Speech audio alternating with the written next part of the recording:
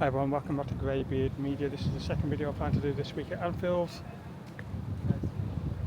And yeah, this one's about the Hillsborough Law. Apparently went before Parliament yesterday.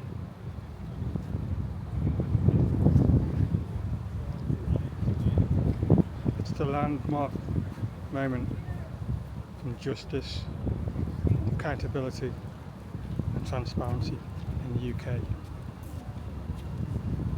We're going to talk more about it in depth of actually what went on yesterday, what is going to happen next, and we get to click like, share, subscribe. Join me after the intro all. It's very important this comes out, everything is talked about in detail. It's been too long in the making, this has the battles, the fights for the families, for justice. It's not over yet though. Finally made the appearance it had to in Parliament yesterday.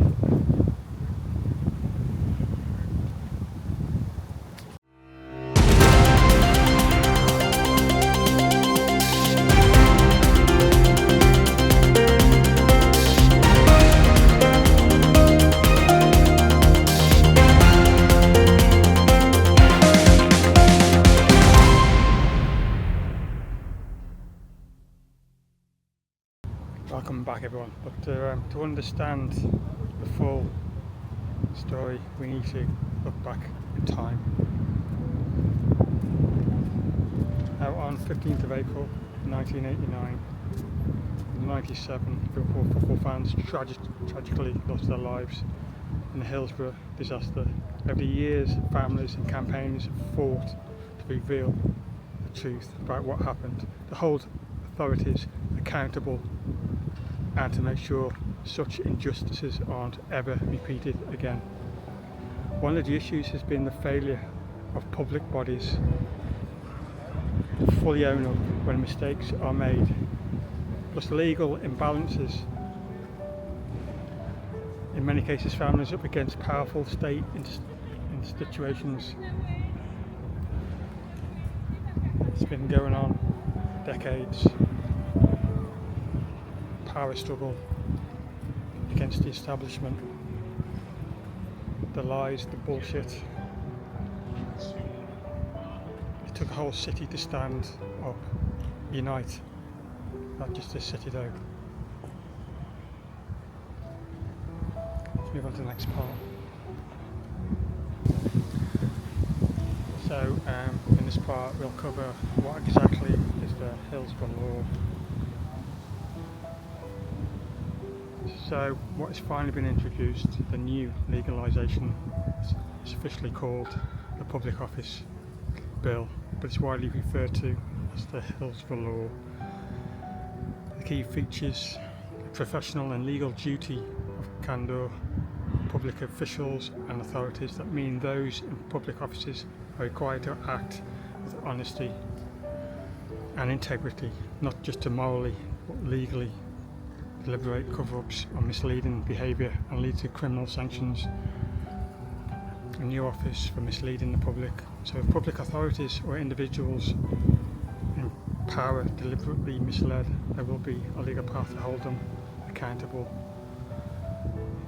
Significant expansion of legal aid for bereaved families involved in the inquests. The aim is to reduce the huge power imbalance between state bodies, the large legal teams, and families who have often struggled to get legal representation. It also involves non-means tested help measured to ensure fairness in inquests. Ensuring state bodies can't use overwhelming resources to drown families in legal complexity. Before I get out my mouth, and more structural changes to how inquests are conducted so that they can focus on establishing the true facts. So in this part we'll talk about why now and what's changed.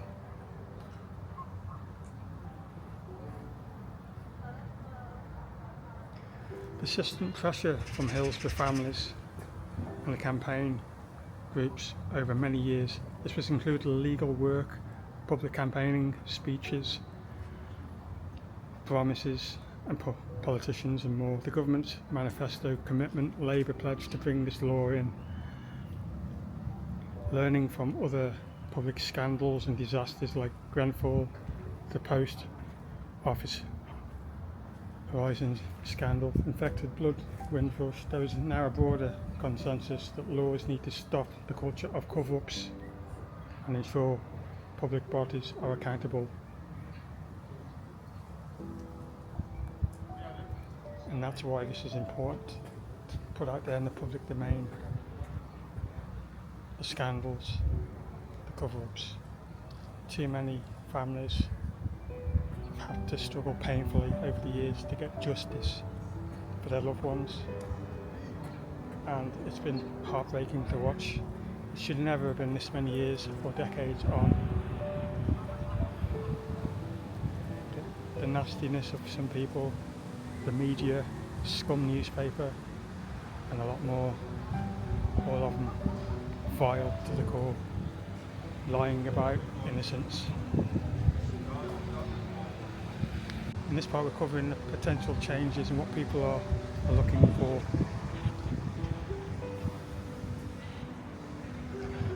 Of course, even though the bill is now being introduced, there are important caveats and concerns.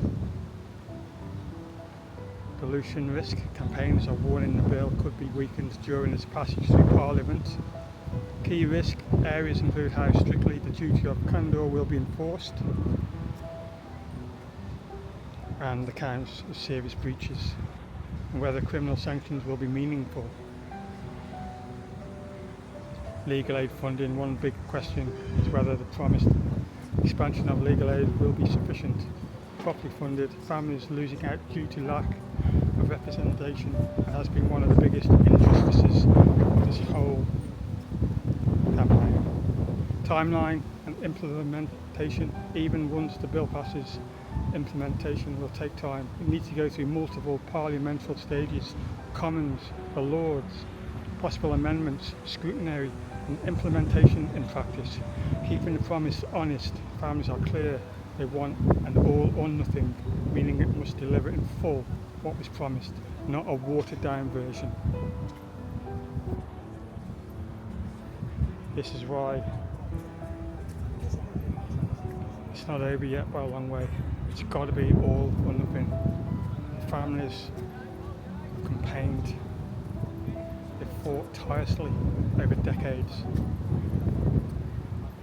not just to get justice, to try and bring some kind of closure. It's not over yet, it's not. It's important for us all to keep this out there, do our part to help. Too much has gone past, and unfortunately it's just taken way too long. This is a step in the right direction. But we keep walking with the families. We keep fighting until the all is past, not the nothing.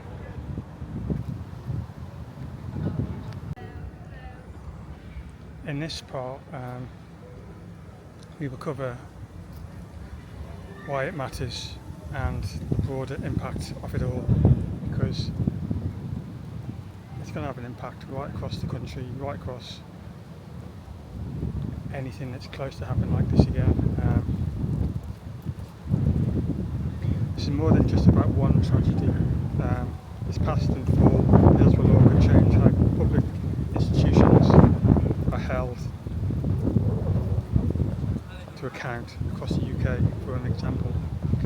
Could set a legal precedent that forces transparency and honesty from officials in future disasters and inquiries, that levels the playing field for bereaved families in terms of legal resources. It may shift public culture, making it harder for authorities to hide failures, and perhaps encouraging earlier admissions and better responses when things go wrong. Ultimately, it's about trust between the public and institutions meant to serve them. We've often put our trust in all these, and all they did during the whole Hillsborough tragedy, and what came after is let everybody down. So what happens next?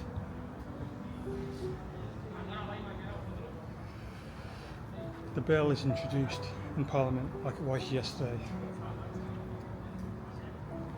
It will be debated by MPs, possibly amended, then the pass to the House of Lords, more debate, further amendment. Campaigners and families will be watching very carefully.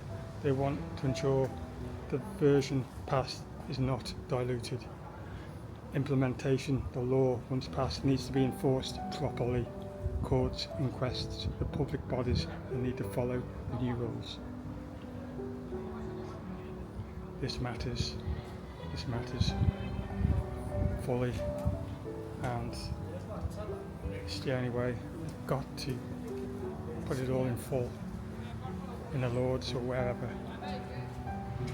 and we're with the families one step of the way like we have been, and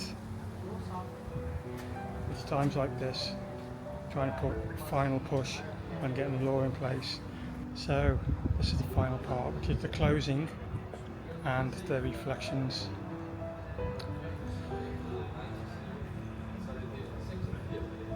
This is a momentous step forward for many people. It's a sign that after decades of campaigning, the grief and justice delayed, something real is being done. It's not yet justice done. The proof will be in the final text of the bill and how it operates once finally it becomes law.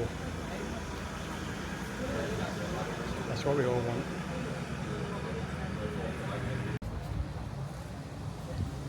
And for the 97 who lost their lives, for their families, and for all those who have fought for the truth, the accountability, this is a crucial moment, and one we all need to be watching for, that finally the truth in full is passed.